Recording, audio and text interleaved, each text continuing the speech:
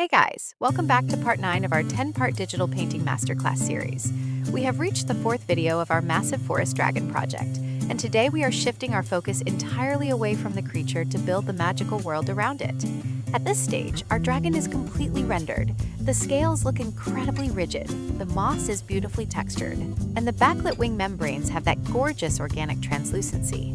But right now, the environment still looks like a loose block out of flat colors. Today, we are changing that. Over the next hour, we are focusing on advanced environment rendering, light emission, and subterranean atmospheres. A majestic fantasy creature only looks as believable as the environment it populates. We want to make the viewer feel the dampness of the cave, the intense magical energy radiating from the earth, and the colossal scale of this hidden cavern. Here is our roadmap for this 9th hour. For the first 15 minutes, we are going to focus entirely on rendering the gnarled, mossy foreground roots and the rocky cliff ledger where the dragon is perched. Around the 25-minute mark, we will dive into the main event, painting the glowing, magical bio, luminescent crystals from scratch and showing you how to make them look sharp, crystalline, and genuinely emissive. Finally, for the last 20 minutes of the video, we will add the subterranean atmosphere, cascading background waterfalls, rising water vapor, and floating magical spore particles cutting through the light. This hour is all about environmental storytelling and glowing light interaction. So let's lock our dragon layer folders, select our background layers, and let's start sculpting this magical cavern. Let's begin with the rocky ledge and the gnarled roots in the foreground. Right now, around the 3-minute mark, these elements are just flat, dark shapes. Because they sit closer to the camera lens, they need to have distinct, readable textures, but they shouldn't have high contrast details that distract from the dragon's head. Watch how I use a large, flat bristle brush at the 6-minute mark to block out the planes of the rock ledger. Rocks are all about hard, geometric fractures. Instead of blending your brush strokes, you want to leave your edges completely sharp. I'm picking a cool, dark slate gray for the top surfaces facing the forest light and carving deep, pitch-black cracks underneath where the light cannot reach. Now, look at the gnarled roots framing the foreground at the 12-minute mark. To make them feel wet and mossy, I'm using a custom stipple brush with a desaturated, deep forest green. I'm painting a soft sheen along the upper curves of the roots to show that they are covered in damp moisture. Notice that because these roots are in the extreme foreground, we don't need to paint every tiny wrinkle in the bark. We just need to establish their massive curving volumes, so they act as a natural frame. Pushing the viewer's eyes deeper into the mid-ground where our dragon sits, we are hitting the 20-minute mark of this hour, and our stone and root structures feel solidly grounded. Now, let's move into the most exciting part of the environment, rendering the magical bioluminescent crystals. Crystals are non-organic, perfectly geometric structures that grow in clusters. To make them look realistic, you need to think of them as solid glass prisms. They have perfectly flat faces, razor-sharp edges, and they don't just emit light, they also refract and reflect light internally. Watch my layer set up closely right here at the 28-minute mark. I'm creating a new layer group right beneath our dragon layer folder and naming it Crystals. Using a completely hard, solid polygonal lasso tool, I'm blocking out sharp, diamond-like shards growing out of the cave floor. I'm filling these shapes with a rich, saturated cyan blue. Now, let's make them look like they are physically glowing from within. At the 35-minute mark, I'm creating a layer above the crystals, setting the blending mode to linear dodge, add, or color dodge, and picking a very bright, nearly white teal color. I am painting a brilliant core gradient right at the base of the crystal clusters, making it look like the magical energy is surging up from the deep earth. Then, using a small, sharp brush, I'm tracing the crisp outer edges of the crystal facets with this blindingly bright color. Look at that on the screen right now. See how those razor-sharp, bright edges instantly make the shards look crystalline, translucent, and filled with immense magical power. If you are following along and finding that your crystals look like flat, glow-in-the-dark stickers, or if you're struggling to understand how to paint hard geometric structures in a natural setting, don't worry. Painting gemstones and crystals requires a very specific understanding of hard-edge lighting. I actually have a highly requested, separate video masterclass that breaks down the exact steps to render 3 types of fantasy gems: glowing raw crystals, polished translucent rubies, and reflective metallic ores. If you want to master that specific gemstone rendering workflow before moving on, you can jump over to watch that crystal guide right now, and then bring that brilliant luminescence straight back to this cave. Moving past the 45-minute mark, we are entering the final quarter of this hour, and the cavern is completely transformed. The crystals are blazing with magical light, throwing beautiful cyan reflections across the wet rocks. Now, it is time to add the final environmental elements that tie the whole scene together, the subterranean water features and floating particles. In the deep background, behind the dragon's tail, we sketched out massive underground waterfalls cascading into an abyss. At the 52-minute mark, I'm picking a desaturated pale slate blue and using a textured streak brush to throw rapid, vertical strokes down the cavern walls to make them look like high-speed rushing water. I use a subtle motion blur filter vertically, but the real magic happens at the bottom of the waterfalls around the 55-minute mark. When thousands of gallons of water hit a cavern pool, they create a massive cloud of water vapor and heavy mist. I am creating a new layer set to screen, picking our glowing cyan color and using a huge, soft cloud brush to flood the lower background with a luminous haze. Look at how that mist interacts with the composition. It passes right behind the dragon's dark, silhouetted tail, creating an incredible amount of separation. The dragon's tail instantly pops forward because it's framed by a glowing curtain of water vapor. Finally, let's take a tiny splatter brush set to overlay and scatter small, glowing teal circular dots rising up from the crystals. Those are our magical spores floating through the damp cave air, catching the light like fireflies. And that brings us right to the 59-minute mark, beautifully closing out our 9th hour together. Take a step back from your drawing tablet and look at your canvas. The evolution today is absolutely phenomenal. We transformed a simple rock sketch into a high-fantasy, deeply atmospheric subterranean wonderland. The crystals look blindingly sharp. The background waterfalls add a massive sense of movement, and the environmental mist gives the entire scene an epic cinematic scale. We have built the anatomy, fully rendered the beast, and built a magnificent world around it. Now, all that is left is to push this illustration to an absolute masterpiece level. In our 10th and final video of this entire masterclass series, we are going to dive into the ultimate post-processing, color grading, and final effects phase for this fantasy piece.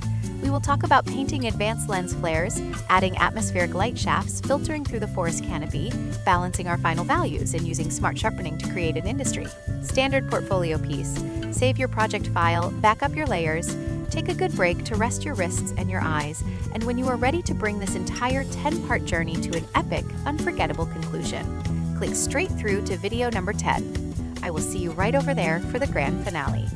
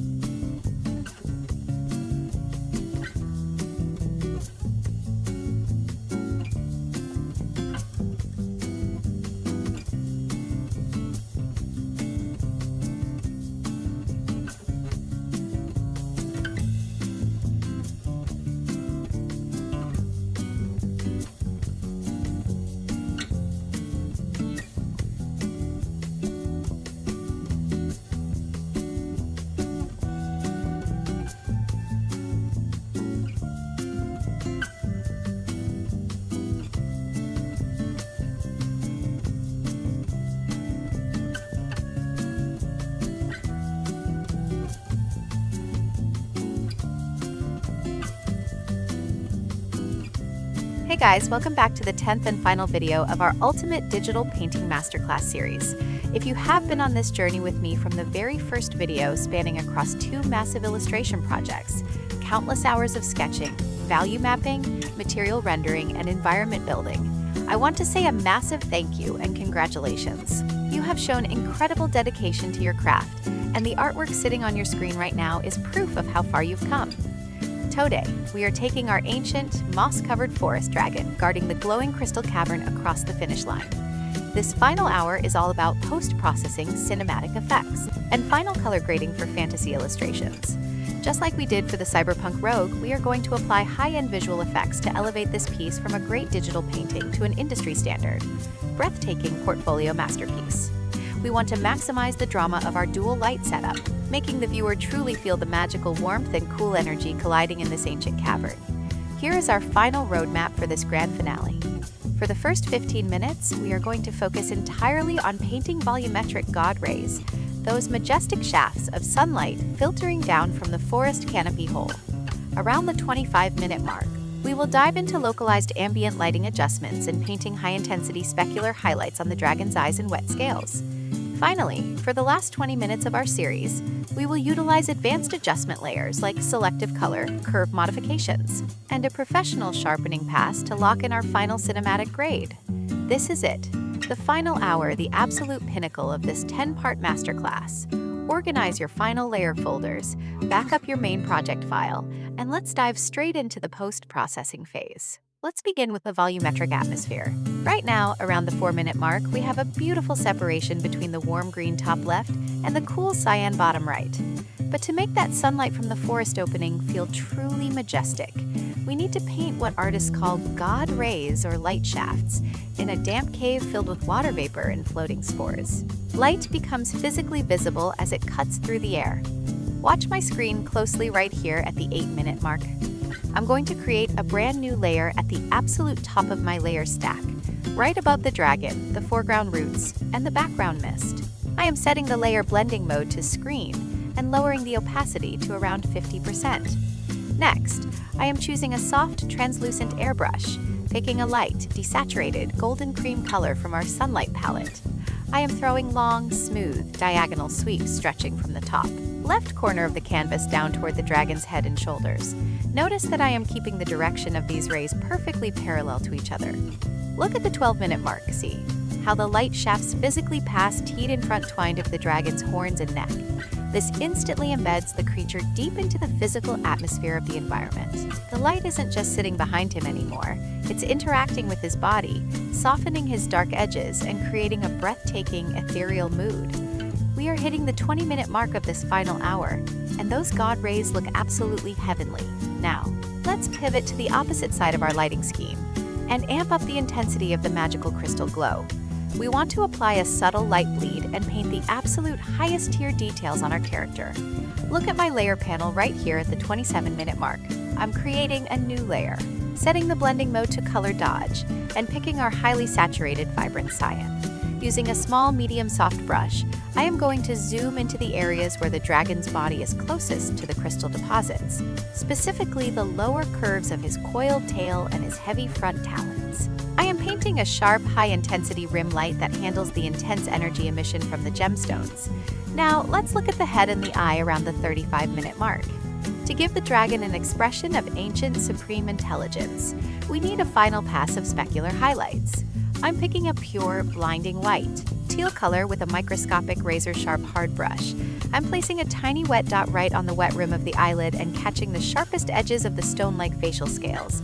Look at that. On the screen, the head instantly snaps into crystal clear focus. Because the face now has the sharpest details and the highest contrast on the entire canvas, the viewer's eyes are magnetically drawn right to the dragon's expression. If you are following along and finding that your light beams look too harsh and streaky, or if your color dodge layers are completely burning out your textures and turning them into solid white blobs, Don't panic. Balancing high-intensity light layers takes a lot of practice and layer opacity management. I actually have a highly requested, separate standalone guide video that covers the exact physics of painting volumetric light shafts, lens flares, and emissive dust particles across various software.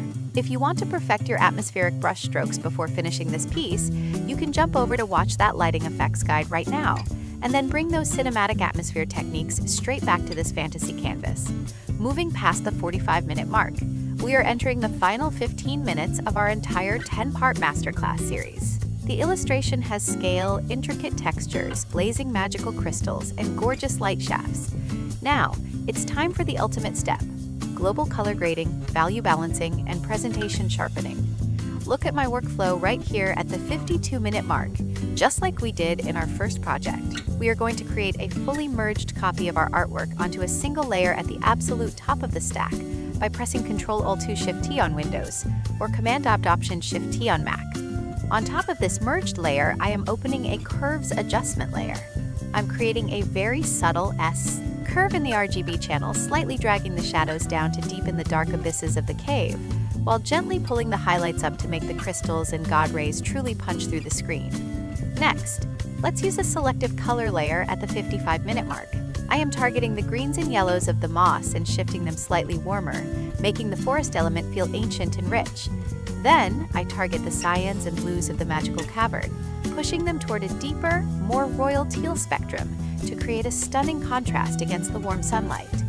Finally, let's apply a subtle high-pass filter or a smart sharpening pass to lock in all that incredible texture work we did on the reptilian scales, the tree bark horns, and the mossy ledges. By adding this crisp, low-radius sharpening layer, every single stroke, water droplet, and glowing spore pops with absolute high-definition clarity. Let's zoom out completely and look at the final masterpiece. The storytelling is flawless. The low-angle camera framing makes the dragon look incredibly monolithic. The warm sunlight hitting its back balances beautifully against the electric magical energy surging from the underworld below. Every material feels real, every atmosphere feels deep, and the painting is officially complete. And that brings us right to the 1-hour mark of our 10th video, bringing our massive 10-part Digital Painting Masterclass series to an epic conclusion. Look at what you have achieved over these 10 hours. You have mastered two completely opposite genres of digital art, from the sharp, synthetic, high-contrast neon streets of a cyberpunk cityscape to the organic, soft, deeply atmospheric depths of a high-fantasy magical cavern. You have learned composition, anatomy, value structure, color theory, material rendering, environment design, and advanced cinematic post-processing. Never look at a blank canvas with fear again. You now possess the exact framework, the technical skills, and the professional mindset to bring any imaginary world to life from absolute scratch. Thank you from the bottom of my heart for dedicating your time, energy, and artistic passion to this entire series with me. Make sure you export your final, glorious high-resolution files. Share your incredible progress with the art community. And if you haven't already, smash that subscribe button and turn on notifications so you never miss our future digital painting adventures.